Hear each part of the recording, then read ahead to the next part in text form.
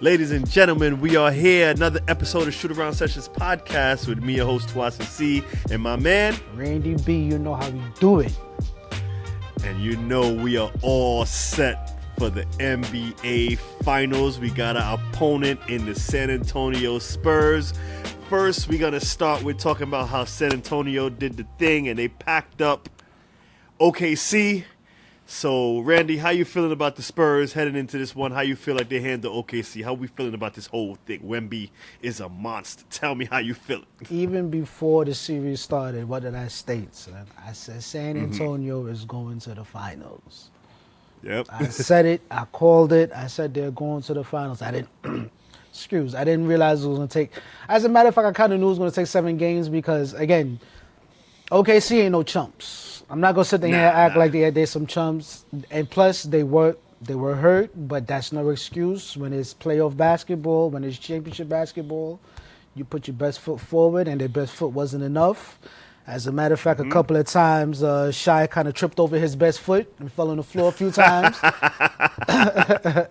But I'm not surprised. Well, again, I'm not surprised because I called it, but Wemby is a beast. Wemby's a beast. And you know what? I'll say this one thing because I meant to say this a couple weeks ago.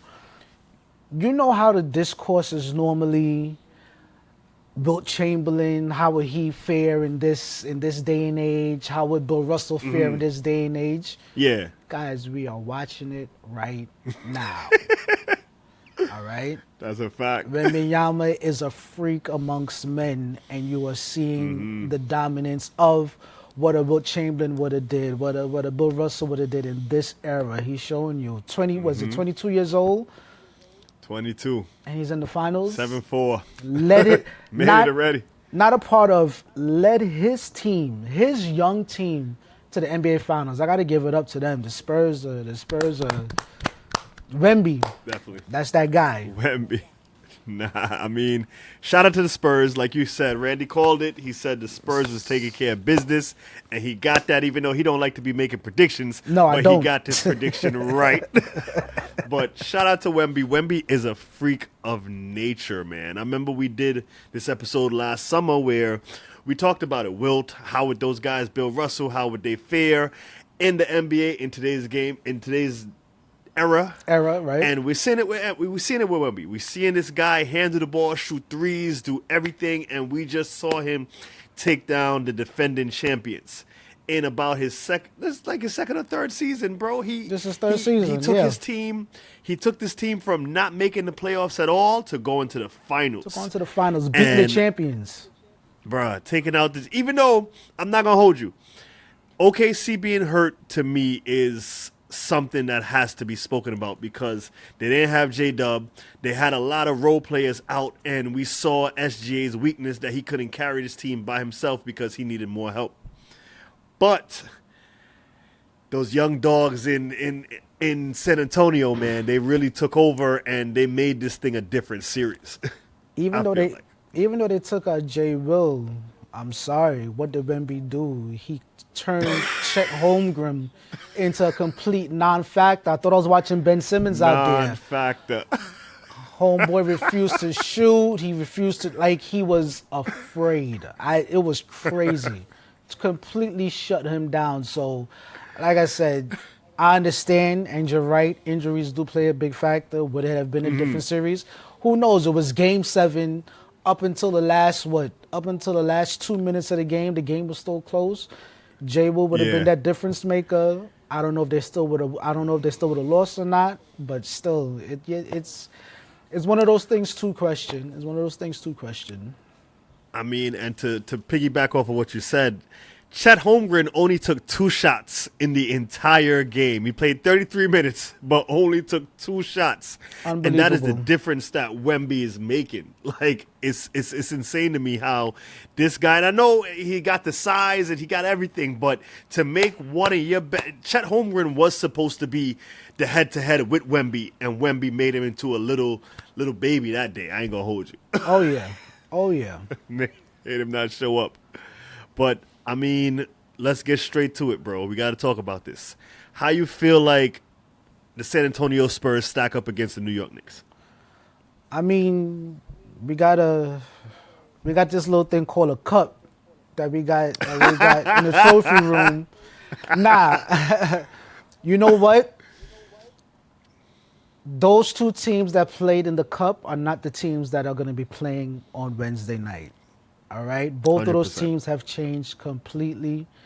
I still do think that we match up very well because San Antonio Spurs is one tall freak of nature, and honestly speaking, a bunch of guards. Because everyone, I don't know if they all look small because they play with Wemby or if they're regular size, but it's Wemby and a bunch of guards running around, and I feel like we have the defense to keep up with them. If we keep this defensive pressure up, we'll be straight. This is the one thing that I want to see. First things first. In game one, I want to see the Knicks dominate. I want to see them keep this same energy and dominate them. And the main reason why I want to see that, because this is a young team and you punch them in the mouth in the first round, I don't think they could recover from that. I'm sorry. I really don't think they could recover. I agree. And it's only because I'm not going to be one of those fans that say, oh, we could beat them because they're young, even though I feel like the maturity of the New York Knicks will be a major, major factor in this. And the fact that we are men. We are men playing boys. Yeah. Honestly. No shade to Stephon Castle, no shade to Dylan Harper. But there was somebody I was watching on TV today, and they were saying that Wemby and them boys, they kind of skipped a step. They never really got any real challenges. Like, granted, going seven games with the champs, that's a challenge in itself. But they haven't really had those growing pains. They haven't lost. They're just seeing all this success. And I don't think that they are ready for this moment. Yes, Wemby probably wants it, and he's a competitor, and he probably will play, and he wants to win. But I don't think the rest of them, I think those bright lights is going to make those guys kind of fold up just a little bit. Just a little bit. There's a strong possibility. Listen, just look at the difference in... I mean, again, I hate to bring up small little things, but look at the difference in the celebrations for the wins. Wemby was ready to just drop to his knees and just cry his eyes. Well, he was crying his eyes out. And I'm sitting, and this could be... this could come back to bite me in my tail later on. But I'm sitting back and I'm like, yeah, because that's your championship this year. Yeah. That's your championship this year. You've made it pretty far, and it's a huge accomplishment. But then you look at the celebration with the Knicks, and granted the fact they did celebrate, but it was like on to the next. That mindset of on to the next. It has been that we got business to accomplish. It is what it is. So that's just how I feel. Nah.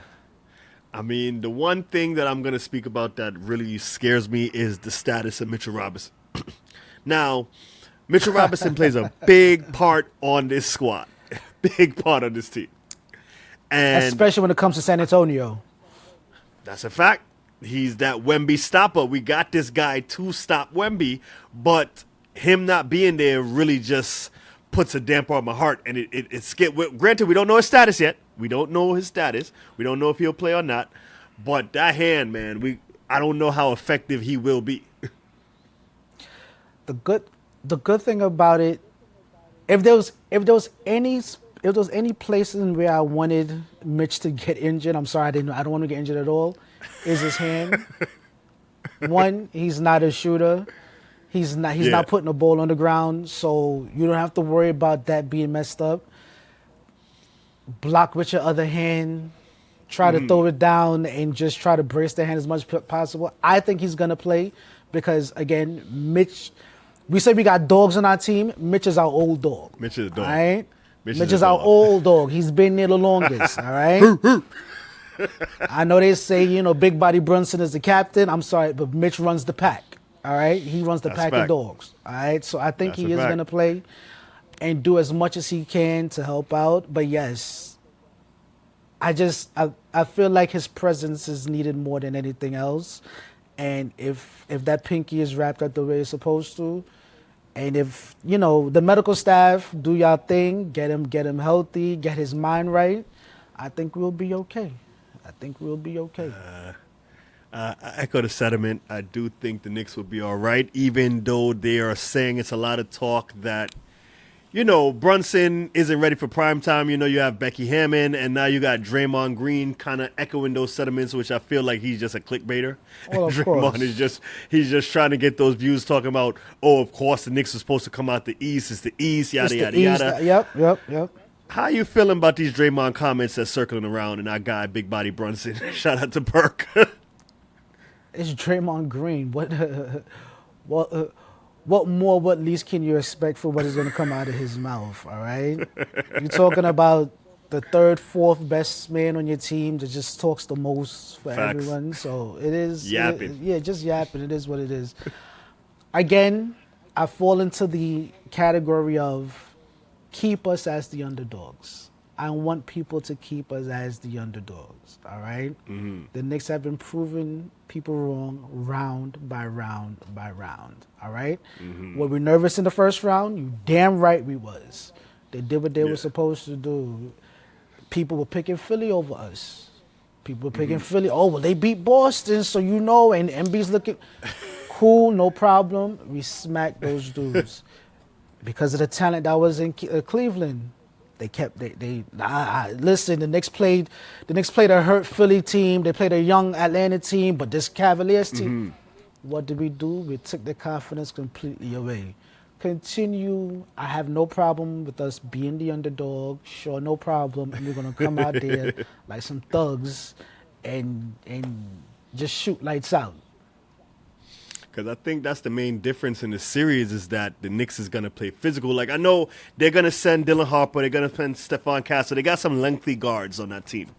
But at the same time, these guys, they can't beat Jalen Brunson. Jalen Brunson is a different anomaly, especially the way the Knicks is playing as a team right now. As a unit, a cohesive unit. And we're going to throw some bodies at Wemby, man. Caruso couldn't lock him up, but I know my guy OG could slow him down a little bit. I'll tell you that much. OG will put a body on him, and as long as he can keep him out that paint, it's going to be problems. It's going to be some serious problems. And again, as much bodies as they got, we got the same thing. We got the same two-way players. OG, Mikal, Shamit, who is, again, just make the ball drop. As long as he get those threes to drop. All right, Miles McBride. Even Jordan Clarkson, who will come in and do the cleanup work. Again, as deep as everyone's saying they are, we've proven that we are just as or even deeper than that team. That's a fact. And I don't really see the depth in San Antonio because you got agents, guys like Barnes, then you got the rest of those young guys. They got Luke Cornett, but we saw in the last game, he only put up 2 points. Like, I don't feel like this team is going to be any type of difference. I feel like the Knicks is going to put B to A and they're going to come out there and punch them in the mouth and do what they got to do. I'm going to be honest with you. While the game will be played on the court, do you know what I think would be the biggest factor? What's the biggest factor? I think this will be a battle of the coaches. Oh, and talk to me. This is where I feel all of the knowledge that Mike Brown has taken in throughout the years, all the people that he's worked under and he's worked with, I feel like he's going to put together a masterclass. And shout out to Mitch Johnson, young coach, did his thing, made it to the finals. But I honestly believe that Mike Brown will outcoach this kid, and I think that's where we'll see the biggest difference when it comes to this series. That's just how I personally feel. Nah, that's a great point because you got Mike Brown making all these adjustments and playing chess out there while other people are playing checkers. Yep. And then you would even think like they got De'Aaron Fox, and Mike Brown knows De'Aaron Fox. Not saying De'Aaron Fox is going to carry the offense, but he knows that player. He knows how he made him. And he can stop him at the same time. Yeah.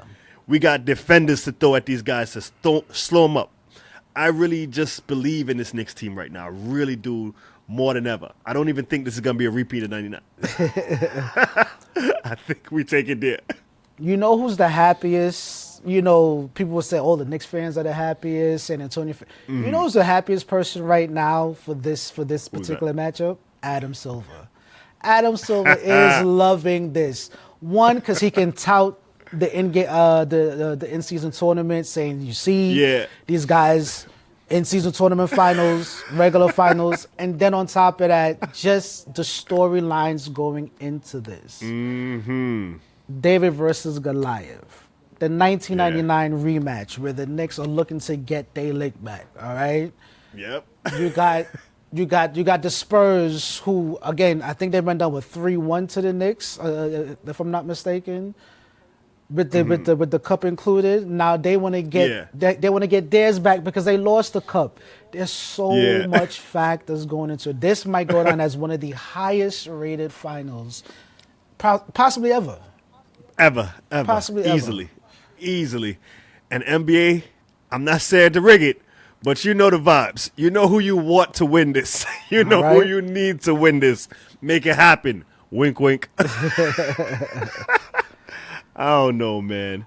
But I know you don't like to make predictions, but we need to know, Randy, how do you see this thing going? So, yes, I don't like to make predictions, but I will say this, and I'll go back to my earlier point. Mm-hmm. If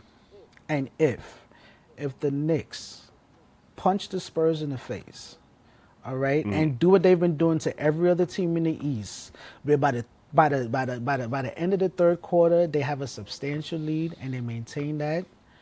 If they happen to do that, all right, and this is as bold as it's going to get, the Knicks will be celebrating that championship in New York in Game 4. That is, I'm telling you now, it's a psychological, and I know I'm going to get flamed in the comments for this. But it's again, on top of it being physical, it's a psychological thing. They psychologically broke down each and every one of their opponents getting to this point, and I feel like if they destroy this team in Game 1, then just pack it up. It's a wrap, because it's hard to figure out the New York Knicks after that. Got you. Okay. That was a lot. I got to process that because we got my guy, my dog, not only making a prediction, but going out on a limb and saying he's calling the sweep if we punch him in the mouth. If we punch him in the mouth. Again. If we punch him in the mouth. Every other series, everyone was Knicks in 6, Knicks in 5. I sat back and I just watched them psychologically destroy dudes. And that's a trait that no one else in this playoffs have had so far. They've been the most dominant team in the playoffs. Facts. Okay. So I'm going to give you my pick. Now, it don't take a rocket scientist to know that I think the Knicks is taking this, right? And I'm going to go contrary to Randy. Do I feel like it could be a sweep? I feel like it's a possibility, but they got Wembanyama, and I don't think that Wembanyama is going to lay down that easy. That's a great point. Do I say I see him at least taking one game. But realistically, I don't know the format. I think they do two. They go on 2-2 and then 1-1-1, right? Yeah, 2-2, 1-1-1. Yeah. I'm going Knicks in 6 because I need to see the Knicks win in the Garden, and I need to see us raise those banners and do what we have to do. So I'm going to go Knicks in 6, but realistically, my picks is Knicks in 5 because I see us dominating this team like we've done everybody. Yes, they have some young dogs in that team, but we have the experience, and if everybody can stay healthy, OG's going to put a body, Mikel's going to put a body, everybody's going to be playing hard, and Cat is going to really solidify his New York legacy and really dominate this series and show you why we don't need Giannis and we're not going after Giannis. So, screw it. I'm going to say Knicks in 5. Let's get it, baby. Knicks in 5. We're doing this in 5. Knicks in 5. I think book it. Listen, I am compelled to agree with you, but there's so many things that can go in so many different ways. And who knows, if the Knicks lose in the first game, it's going to be a long series. It's going to be a long series. I don't think the Spurs will fall into the trap of, because again, the Knicks they had a long layoff, so they got to get their legs under them. And Cavaliers had the opportunity. And again, it's a situation where the Cavaliers had the opportunity to take game 1, and it was that game that destroyed their psyche, and they never recovered. if San Antonio, if the same thing happens where they're up 20-25 and in the fourth quarter, JB goes off and and crushes their spirit, that's it. Their spirit is crushed. They will play hard. I'm not saying they won't play hard, but don't give the Knicks that confidence. That's all I'm gonna say. Don't give them that confidence, because then everybody starts clicking on all cylinders. Let's go. Let's go. I'm loving it right now. As Ric Flair would say, with a tear in my eye. This is beautiful right now. I'm telling you, it needs to happen. Knicks, get it done. Finish the assignment. The job is not done yet. Let's finish this assignment, New York. Finish the assignment, baby. Let's do what we got to do. All right. And on that note, I think that's going to finish it up for us right here on Shootaround Sessions Podcast with me, your host, Tawasi C, and my man, Randy B. Let's get it. Let's get it. Stay locked in with us. We're going to be doing some traveling soon, so you might even see an episode from where we're traveling, everything. But we're going to be locked into this series every single game. Knicks, we're going to get it, and we're going to do what we got to do. Right, Randy? Oh, yeah. I'm glad you brought that up. Yeah, this a couple of episodes might be have a little tropical twist to it. That's just a little foreshadow. All right? Yo, let's get it, man. Stay locked in with us. Follow us on our Instagram. Shout out to our people on TikTok. Like and subscribe. Join the ride. And we catch y'all on the next one. Peace. All right.